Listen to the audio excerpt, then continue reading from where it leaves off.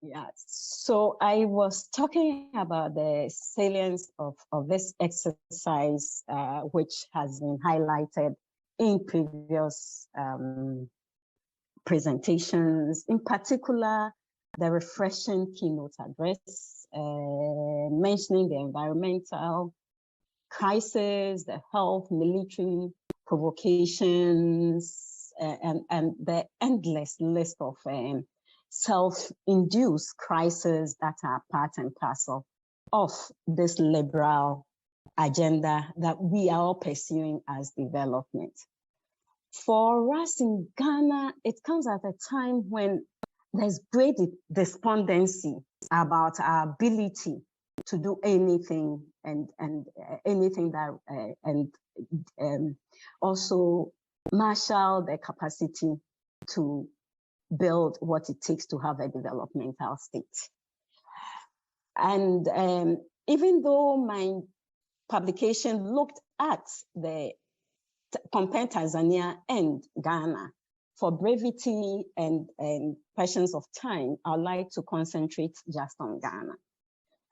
And the fact that early post-independent governments actually were developmental in focus and approach is an example that Ghana presents in our first president, Dr. Kwame Nkrumah, who was interested in non-capitalist models to deviate from this Western-induced modernization and to delink the nation from the political and economic ramifications of this incorporation through colonialism into the global capitalist system.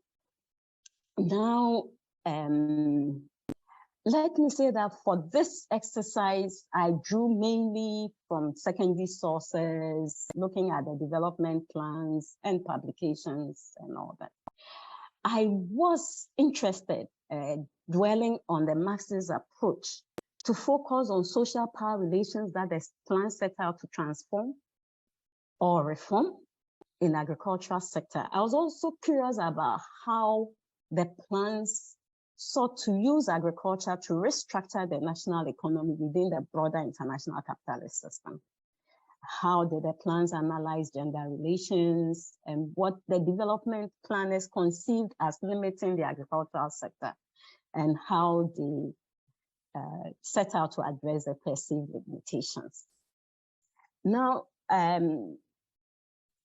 the plans, as I have mentioned, sought to deviate from the traditional colonial orientation, the liberal thing. And this is important because at independence, Ghana had inherited a 10-year industrialization by invitation model that had been set up by the colonial administration.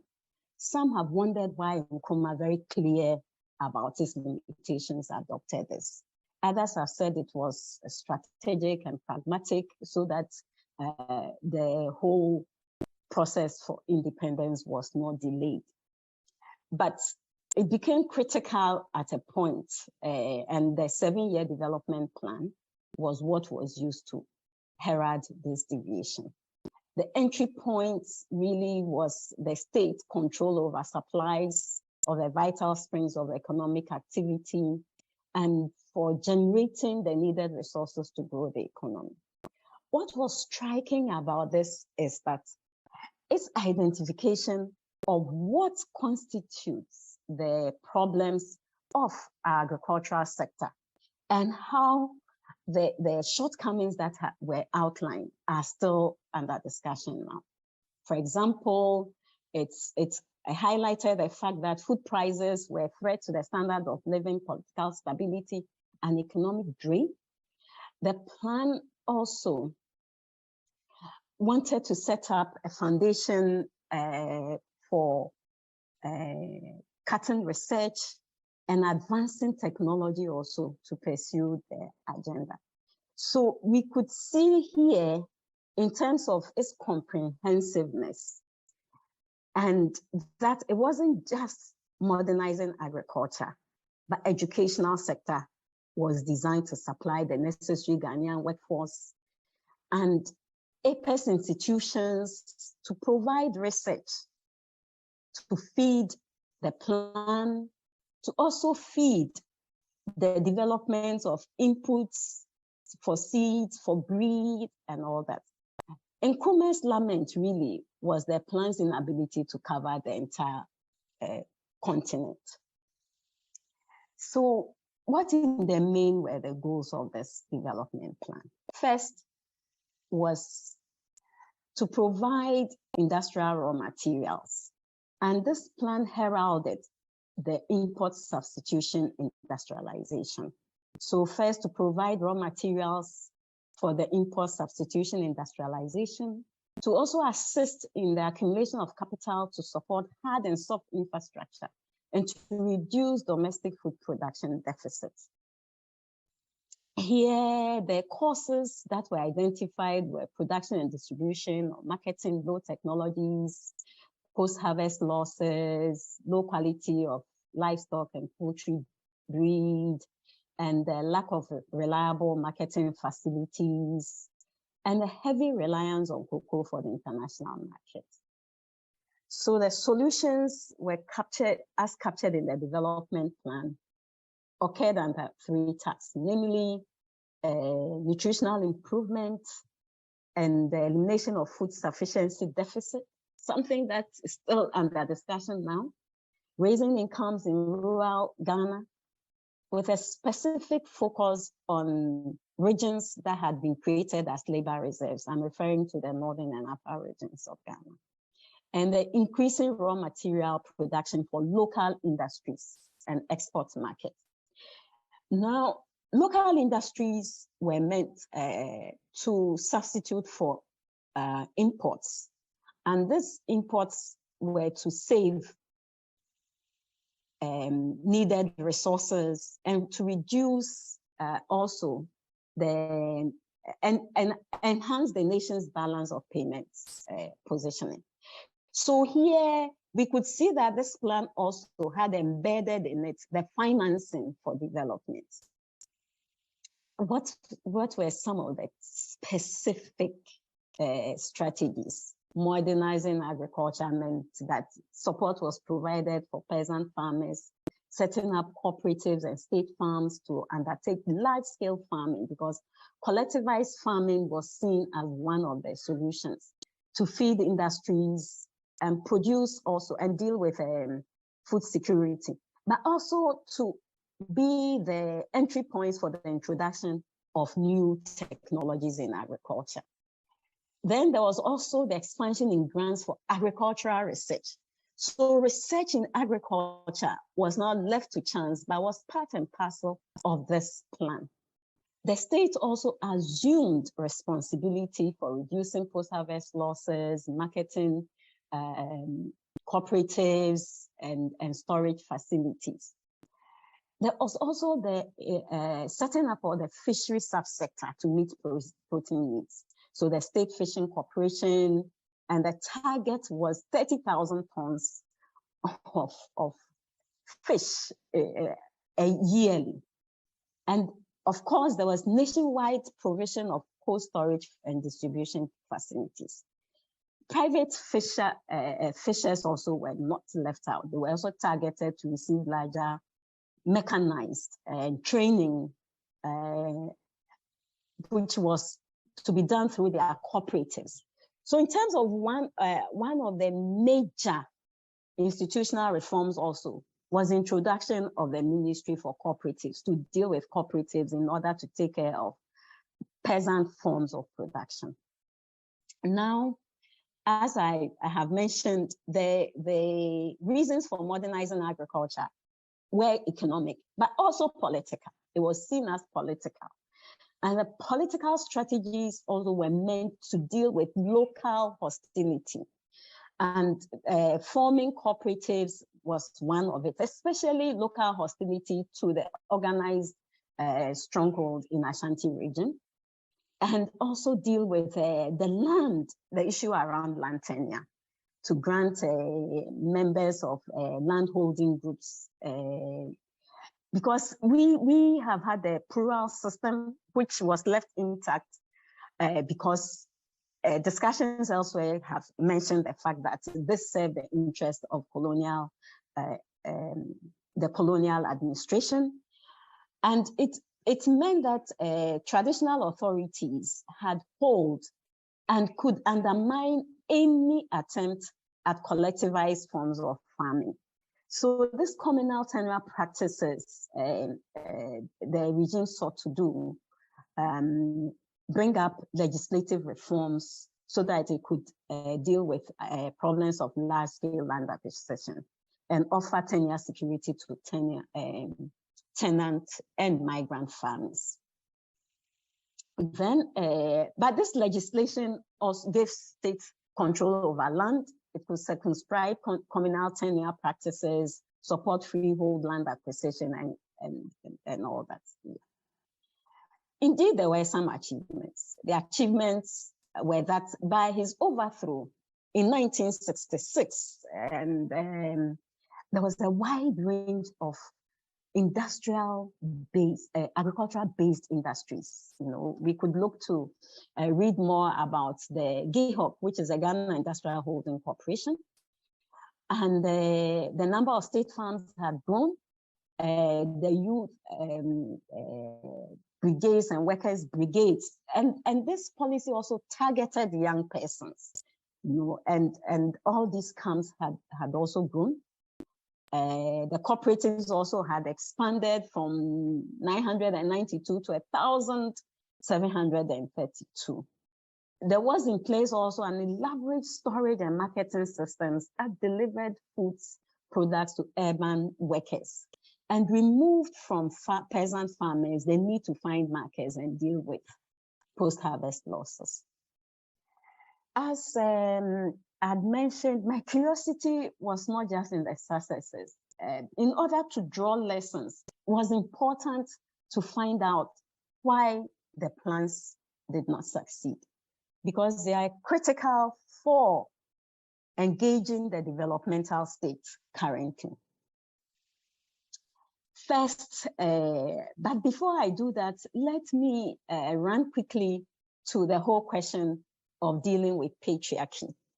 Because one of the striking things in my comparison of Tanzania and Ghana was the role women played, especially women in the informal economy played in the nationalist struggles. And it was very clear that for their mobilization and even financial resources, there would have been a limit to what would have achieved.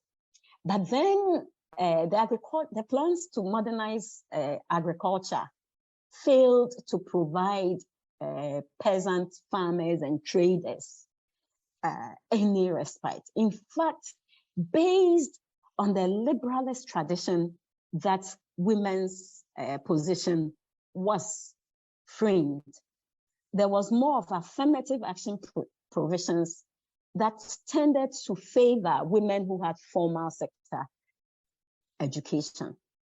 And very quickly also, the inadequacies in the land reforms meant that women's access to land within the plural legal systems was inadequately addressed.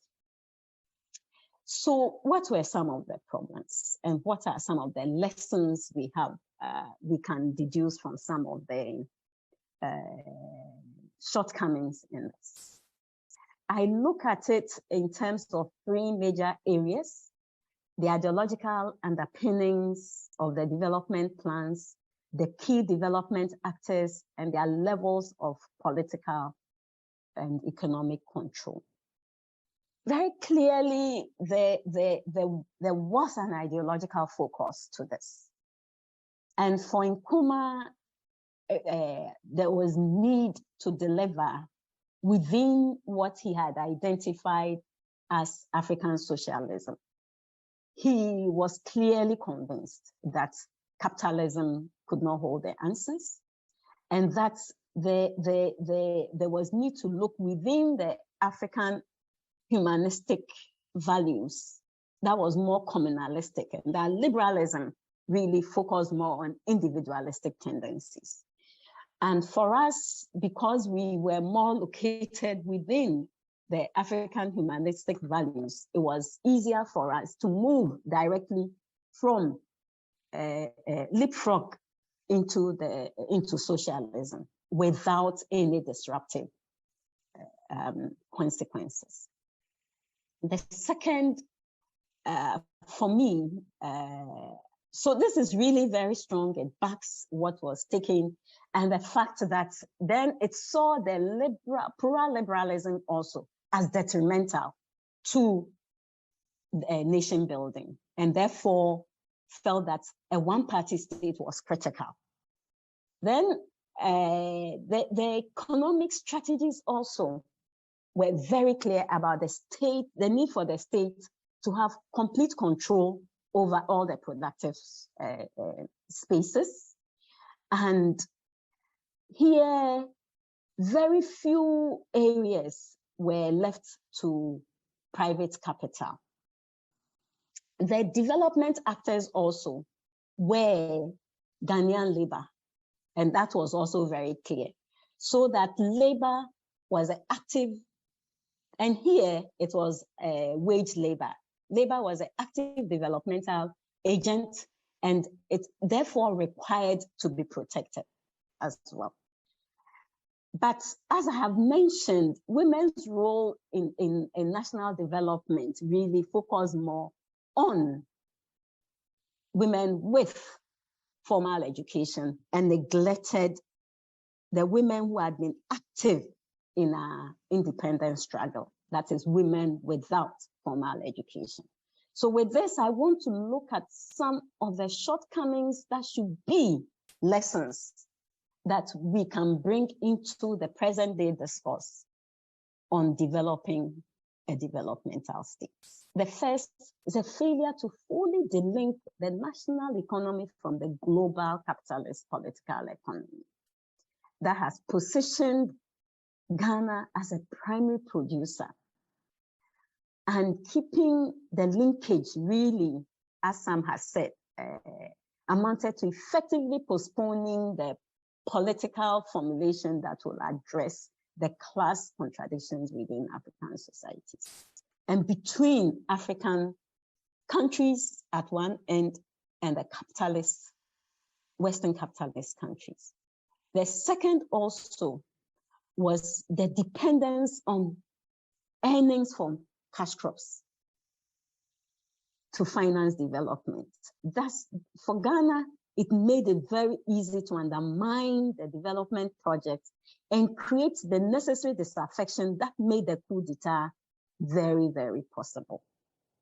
That's the other one also was that the state's influence over the productive resources, the constraining effect, and over productive resources in ways that did not give it actual control over the foreign reserves meant that there was a lot of hemorrhage in the local foreign reserves through the repatriation of profits from the industries that had been invited to support in the industrialization process. Then also the question of the emerging developmental actors.